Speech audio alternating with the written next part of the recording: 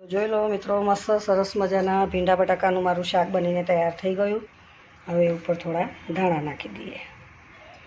જય શ્રી કૃષ્ણ, રાધે રાધે, જય દ્વારકાધીશ, હર હર મહાદેવ. મિત્રો, સ્વાગત છે તમારું મારા નવા બ્લોગમાં. મિત્રો, સવારના 9:25 થઈ છે. તો હું બધાને ગુડ મોર્નિંગ ને કેમ છો તમે બધા? મજામાં? બધા મજામાં રહ્યો. દ્વારકાધીશ બધાને સાજા સારા રાખે, મસ્ત રાખે.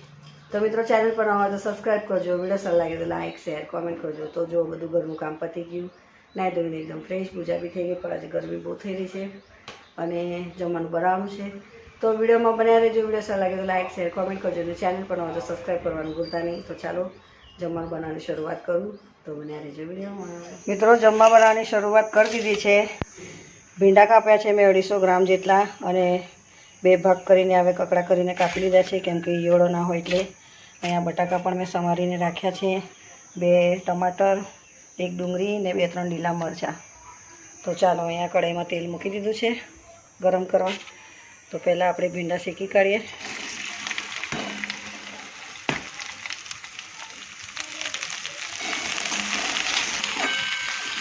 ભીંડા શેકાઈ જાય પછી બટાકા શેકી નાખી.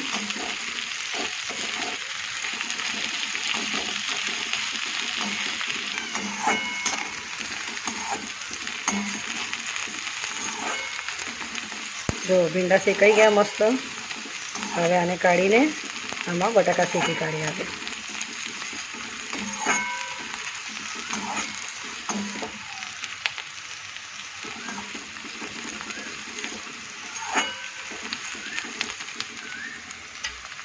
મિત્રો, ભીંડા મેં કાઢી લીધા છે. હવે આમાં બટાકા નાખી દઉં.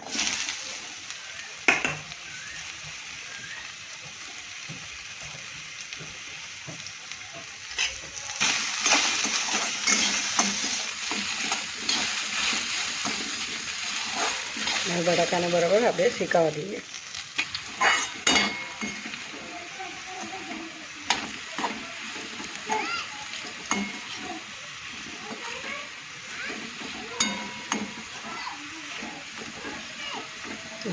બટાકા પણ થવા આવ્યા. હવે આને કાઢીને હવે ડુંગળી ટામેટાં એવું શેકી નાખું.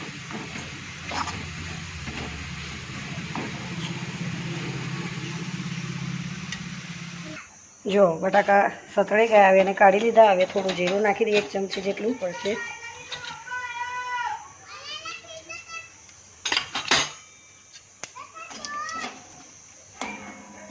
લીલા મરચાં, ડુંગળી,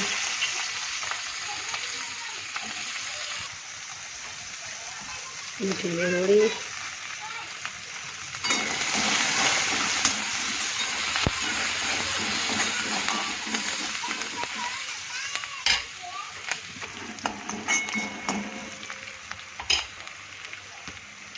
હવે ટામેટાં નાખી દઈએ.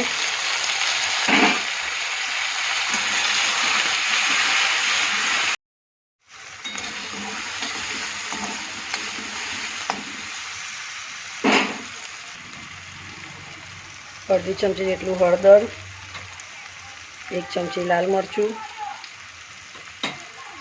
અડધી ચમચી જેટલું જીરા પાવડર, અડધી ચમચી જેટલું મીઠું નાખી દઈએ અને થોડું સ્લાઇટ.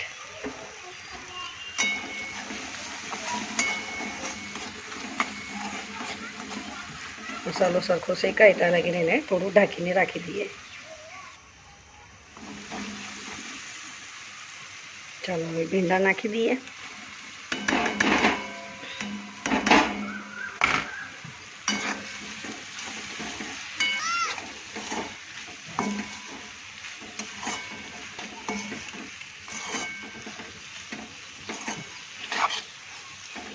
થોડીક વાર એને ઢાંકીને રહેવા દઈએ.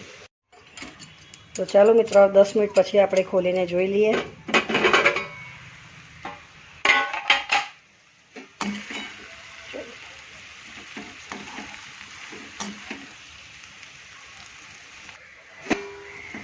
શાક બનીને મિત્રો ભીંડા બટાકાનું તૈયાર થઈ ગયું. હવે ઉપરથી આપણે નાખી દઈએ ધાણા.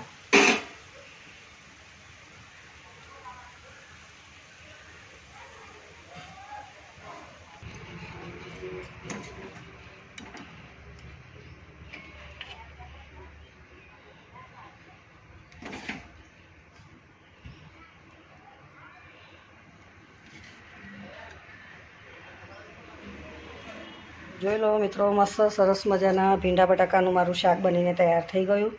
હવે ઉપર થોડા ધાણા નાખી દઈએ.